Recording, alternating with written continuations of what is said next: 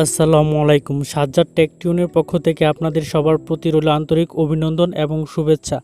আজকে আমরা দেখব আমাদের হাতে থাকা স্মার্টফোনটি দিয়ে কিভাবে খুব সহজে আমরা পিডিএফ ফাইল তৈরি করতে পারি। পিডিএফ ফাইল হচ্ছে পোর্টেবল ডকুমেন্ট ফাইল। এই পিডিএফ ফাইল তৈরি করার জন্য বর্তমানে সবচেয়ে জনপ্রিয় একটি সফটওয়্যার হচ্ছে ক্যাম স্ক্যানার। এই স্ক্যাম স্ক্যানারের মাধ্যমে আজকে আমরা পিডিএফ ফাইল তৈরি করে দেখাবো। তৈরি করতে হয় সেটা আমরা দেখব। চলুন চলে যাই স্ক্রিনে। তো কিভাবে এই পিডিএফ ফাইল তৈরি, প্রথমেই চলে যাব প্লে স্টোরে, সেখানে ক্যাম স্ক্যানার লিখে সার্চ করব। ক্যাম স্ক্যানার লিখে সার্চ করলেই সবার উপরে যেটা চলে আসবে সেটাই ডাউনলোড করে নেব। ঠিক আছে, আপনারা চাইলে আমার ডেসক্রিপশন বক্স চেক করে নিতে পারেন, সেখানে আমি ডাউনলোড লিঙ্ক দিয়ে রাখবো, সেখান থেকে আপনারা ডাউনলোড করে নিতে পারবেন। ঠিক আছে, ডাউনলোড করার পর প্রথমে আপনার যতগুলো পারমিশন চাবে সেগুলো অ্যালাউ করে দিবেন। পারমিশনগুলো অ্যালাউ করে দেওয়ার পর প্রথমে আপনার ক্যামেরা অপশনটি ওপেন করবেন। ক্যামেরা অপশনটি ওপেন করার পর ডক অপশনটা উপরে ওটু সিলেক্ট করা থাকবে। যদি সেটা না থাকে তাহলে ডিওসি নামে যে অপশনটা আছে সেটা সিলেক্ট করে নেবেন। সেটা সিলেক্ট করে নেওয়ার পর আপনার যেই পেজটা পিডিএফ করবেন সেই পেজের একটা ছবি তুলে নেবেন। পিডিএফ ফাইলে যখন ছবি তুলবেন তখন ক্লিক করার পর এরকম একটা বক্স অপশন চলে আসবে, সেটাকে আপনারা হাত দিয়ে ইচ্ছা মতো রিসাইজ করে নিতে পারবেন। রিসাইজ করার পর ওকে করবেন।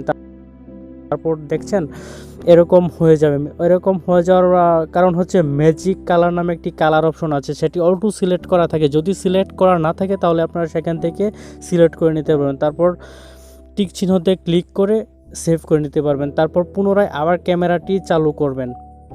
তারপর আবার যে পেজটি পিডিএফ করবেন সেটা আবার ছবি তুলে নেবেন। এভাবে আপনারা যতগুলো ইচ্ছা ততগুলো পেজ পিডিএফ ফাইলে রূপান্তরিত করতে পারেন ছবি তুলে। ওকে, আমি 4টা ফাইল আপাতত আপনাদেরকে করে দেব। আপনাদের যতগুলো দরকার আপনারা ততগুলো ফাইল ছবি তুলে নেবেন। ঠিক আছে, ওকে।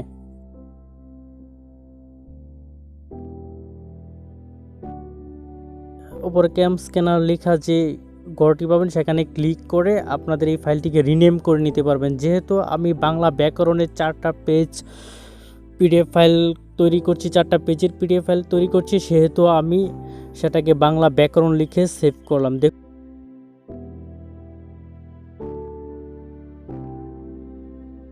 উপরে বাংলা ব্যাকরণ লেখাটি চলে আসছে। তারপর দেখুন এখানে পিডিএফ লেখা একটি অপশন আছে।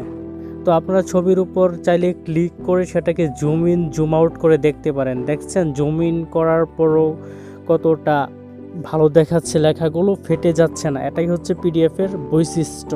ঠিক আছে, আপনারা যদি ছবি এমনিতে মোবাইল দিয়ে তোলেন সেটা কারো কাছে সেন্ড করলে সেটা আসলে কোয়ালিটিটা ঠিক থাকে না, এই জন্যই পিডিএফের এতটা গুরুত্বপূর্ণ। তো আমরা এটা চাইলে আমাদের বন্ধুদের কাছে শেয়ার করতে পারি। পিডিএফ লেখা অপশনটি দেখছেন সেখানে ক্লিক করবেন, তারপর শেয়ার লেখা অপশনে সেখানে ক্লিক করবেন। তো শেয়ার লেখা অপশনে ক্লিক করলে কতগুলো শেয়ারের অপশন পাবেন, হোয়াটসঅ্যাপ বা মেল বা আরও অনেকগুলো অপশন পেয়ে যাবেন। তো আমি হোয়াটসঅ্যাপের মাধ্যমে আমার এক ফ্রেন্ডকে এই ফাইলটা পাঠালাম। ঠিক আছে, আমি আপনাদেরকে দেখানোর জন্যই পাঠালাম কীভাবে আসলে সেন্ড করতে হয়। তো আপনারা দেখতেই পাচ্ছেন ফাইলটা চলে গেল।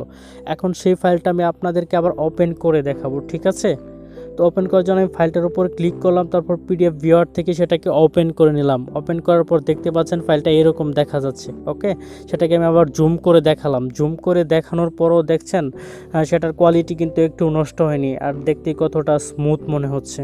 তো এভাবে আপনারা চাইলে যে কোনো ছবি তুলে যে কোনো ছবি তুলে সেটাকে আপনার পিডিএফ ফাইলে রূপান্তরিত করতে পারবেন এবং নিজে সেটাকে আপনার ফোনে সেভ করে রাখতে পারবেন। চাইলে আপনাদের বন্ধুদের সাথেও শেয়ার করতে পারবেন। তো ভিডিওটি শেষ পর্যন্ত দেখার জন্য আপনাদের সবাইকে অসংখ্য ধন্যবাদ। আর আপনাদের যদি কোনো প্রশ্ন থাকে তাহলে সেটা কমেন্ট করে আমাদেরকে জানাবেন। আমরা যথাসাধ্য চেষ্টা করব আপনাদের কমেন্টে রিপ্লাই দেওয়ার জন্য। আর ভিডিওটা ভালো লাগলে অবশ্যই লাইক, কমেন্ট এবং শেয়ার করবেন। সবাইকে অসংখ্য ধন্যবাদ।